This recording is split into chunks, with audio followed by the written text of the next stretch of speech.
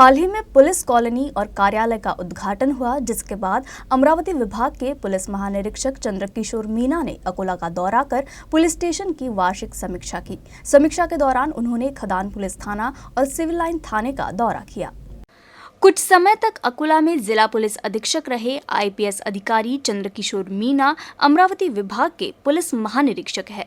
ऐसे में आईपीएस अधिकारी चंद्रकिशोर मीना को अकोला की पूरी जानकारी है। उनके कार्यकाल के दौरान अकोला जिले में आपराधिक जगत में दहशत का माहौल था। उन्होंने अवैध धंधे, असामाजिक तत्वों पर अंकुश लगाया, साथ ही कानून और व्यवस्था बनाए रखने में अहम भूमिका निभाई। अब अमरावती विभाग के आईजी के तौर पर नियुक्त होने से चंद्रकिशोर मीना अकोला पर खास ध्यान दे रहे हैं। चंद्रकिशोर मीना ने अकोला पुलिस स्टेशन की वार्षिक समीक्षा की, साथ ही उन्होंने पुलिस कॉलोनी के साथ नवनिर्मित एसपी कार्यालय का भी निरीक्षण किया। बुल्ढाना जिले के मलकापुर शहर के पास Savji ginning and pressing factory के कर्मचारियों ने इलाके में तेंदुए को घूमते हुए देखा। सावजी जिनिंग में तेंदुए के अचानक दिखाई देने से क्षेत्र के नागरिकों में भय का माहौल है। साथ ही शहर के कुछ अन्य भागों में तेंदुआ दिखने की चर्चा हो रही है। मलकापुर शहर के नजदीकी परिसर में कुछ मजदूरों को तेंदुए के दर्शन हुए। एक मजदूर ने इस तेंदुए का वीडियो बनाकर सोशल मीडिया पर वायरल कर दिया। तेंदुए के बारे में वन विभाग को जानकारी दी गई, जिसके बाद वन विभाग ने परिसर का निरीक्षण किया, जहां वन विभाग को तेंदुए के पैरों के निशान भी मिले। वैसे कुछ दिन पहले भी जिले में रिहायशी इलाके में एक बाघ के दिखने की तस्वीरें वायरल हुई थी, लेकिन वन विभाग की टीम बाघ को पकड़ने में कामयाब नहीं हुई। अब मलकापुर शहर के पास तेंदुआ दिखने से लोगों में काफी दहशत है। वाघ सदृश्य बिबट्याप्रमाणे एक प्राणी आम्हाला दिसला। आम्ही त्याचा एक छोटासा 25-30 सेकंदाचा व्हिडिओ पण बनवला गेलेला आहे आमच्या ज्यांनी। सदर व्हिडिओ आम्ही रिजनल फॉरेस्ट ऑफिसर यांच्याकडे सुद्धा पाठवला होता माहितीसाठी, तर त्यांनी तो बिबट असल्याचं कन्फर्म केलं। त्याप्रमाणे त्यांची टीम पण आमच्या इथे येऊन गेली। त्यांच्यासोबत आम्ही जागेची पाहणी केली। 1-2 ठिकाणी फक्त त्याचे फुटप्रिंट्स वगैरे मिळाले, पण बिबट्याला आमच्या समोर रेल्वे लाईन क्रॉस करून दुसऱ्या हायवेच्या साईडने निघून जाताना आम्हाला दिसला। त्यानंतर पुन्हा त्या प्राण्याचे काही आम्हाला नजरेस आलेला नाही। सावधानी बाळगावी सगळ्या लोकांनी या हिशोबाने आम्ही ते रिजनल फॉरेस्ट ऑफिसरला कळवलं होतं। त्यांची चमू येऊन तपासणी करून गेली आणि ते तपासणी करत आहेत पुढची। सगळ्यांनी सावधानी बाळगावी, सतर्क राहावं असे आवाहन करत आहोत। ठंड के दिनों में हुई बेमौसम बारिश के कारण हवा में ठंडक काफी बढ़ गई है। अकोला जिले के मौसम में लगातार बदलाव के कारण खेतों की फसल और नागरिकों के स्वास्थ्य पर इसका विपरीत परिणाम हो रहा है।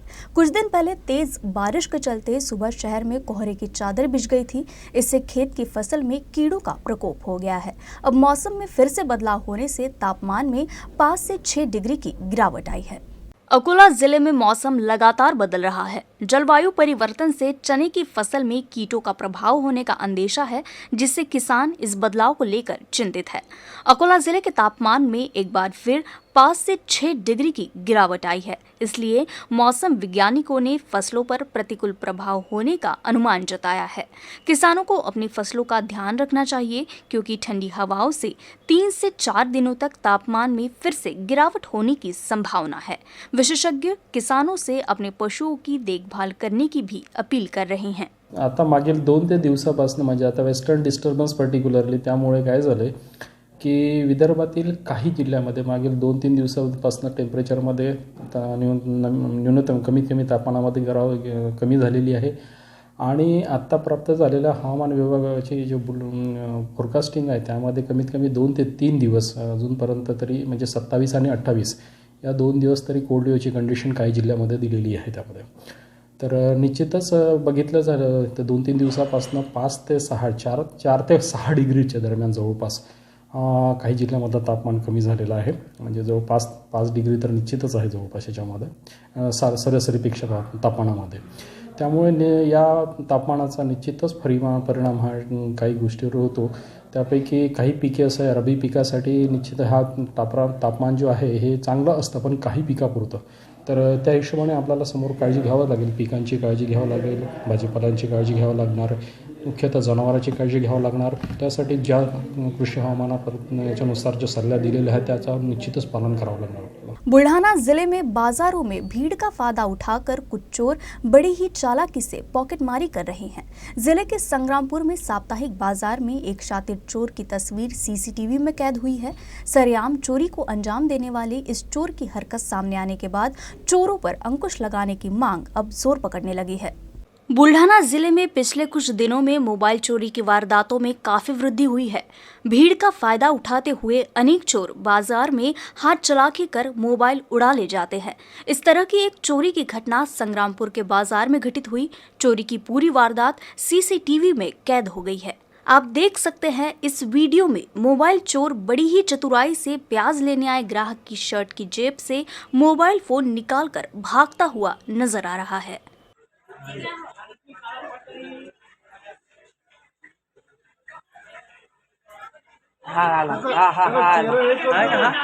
सुरी निकालली आहे ना खिशातली. हे दोघं जण नहीं लगा वही खिसा नहीं लगा पारे पारे पारे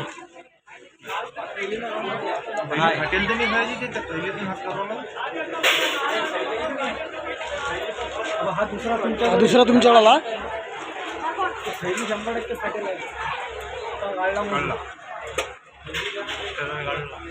यानं लेकरानं पाहिजे मग दोन याच्या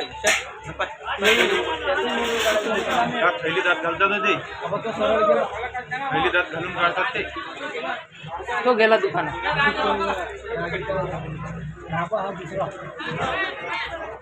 हा घेतला. उधर खामगांव में एक ही स्कूल के 22 शिक्षक कोरोना संक्रमित मिलने से स्थानीय स्वास्थ्य महकमे में हड़कंप मच गया. अभी भी 113 टीचिंग स्टाफ की रिपोर्ट का इंतजार है. बुल्ढाना जिले के खामगांव में अर्जुन खिमजी स्कूल के 22 शिक्षक एक ही समय में कोरोना से संक्रमित हो चुके हैं. स्कूल में 5,500 छात्र हैं.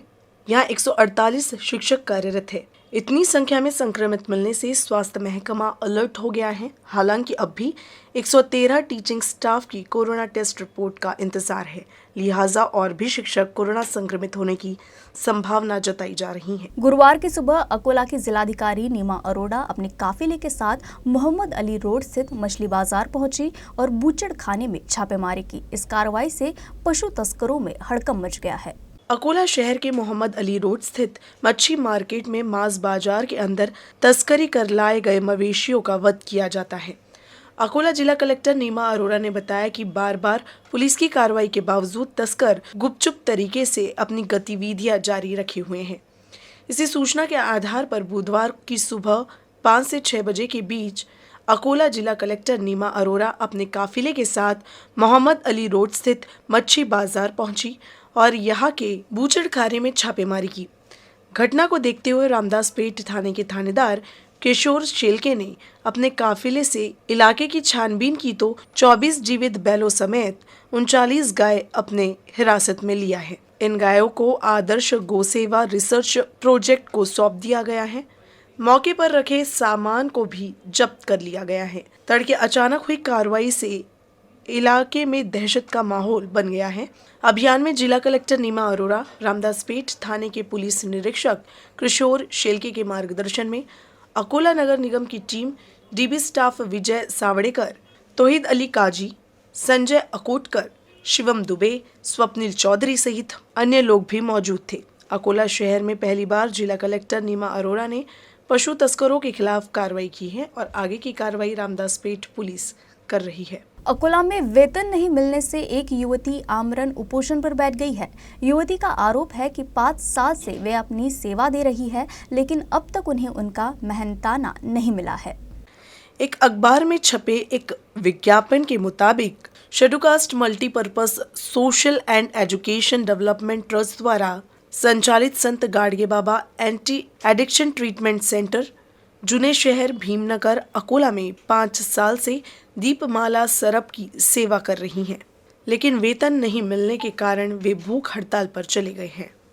डॉक्टर दिलीप वाघमारे भीमनगरमध्ये राहतात आणि ते आमच्या संस्थेचे अध्यक्ष होते. मी तिथे 5 वर्ष काम केलं आणि 5 वर्षाचे 1 रुपये पण त्यांनी मला दिलेला नाही आहे.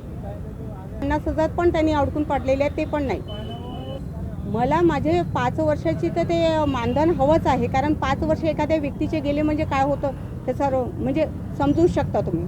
आणि माझे 50,000 जे मी भरलेले होते ते मला ते 50,000 आणि माझं मानधन 5 मागण्या मान्य नाही झाल्या तर आत्मदहनाचा इशारा. अकोला नगर निगम क्षेत्र के उर्दू स्कूल नंबर 2 शिवनी खदान मलकापुर वार्ड नंबर 14 अकोला के प्रधानाध्यापक अख्तर परवेज पिछले 8 महीने से सरकारी धन के गबन को लेकर अभिभावकों में गुस्सा है। लिहाजा अभिभावकों द्वारा उन पर कार्रवाई की मांग की जा रही है, जिसे लेकर परिषद के सामने आमरण अनशन शुरू कर दिया गया है। वरिष्ठ अधिकारी पर संबंधित प्रधानाध्यापक को बचाने का प्रयास करने का आरोप लगाते हुए अनशन शुरू किया गया। स्कूल कमेटी के पूर्व अध्यक्ष शेख मूसा शेख ईसा और छात्रों के अभिभावकों ने संबंधित अधिकारियों के खिलाफ कार्रवाई की मांग को लेकर जिला परिषद के सामने भूख हड़ताल शुरू कर दी है। प्रधानाध्यापक अख्तार परवेज और उनके पीछे के संबंधित अधिकारियों के खिलाफ भी अनियमितता करने पर तत्काल कार्रवाई किए जाने की मांग स्कूल कमेटी के पूर्व अध्यक्ष शेख मूसा शेख ईसा ने की है।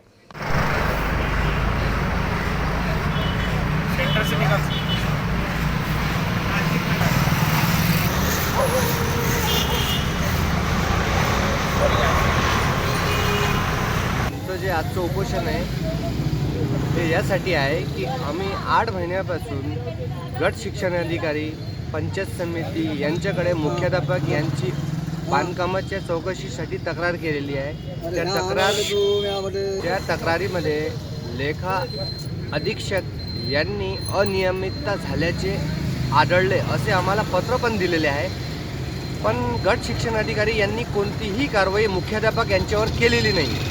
त्याची तक्रार आम्ही शिक्षण विभाग यांच्याकडे केलेली आहे, पण शिक्षण विभाग यांनी पण मॅनेज झालेले आहे।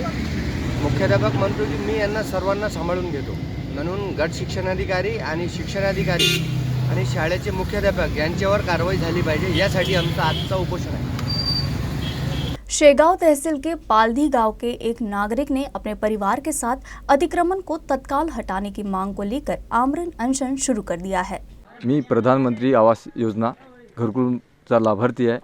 दिनांक 5/3/2021 पासून मी घराच्या पूर्वेकडील व पश्चिमेकडील अतिक्रमणाचा तक्रार अर्ज ग्रामस्तरापासून तर जिल्हा स्तर तसेच विभागीय आयुक्त स्तरापर्यंत विविध ठिकाणी तक्रारी दाखल केल्या।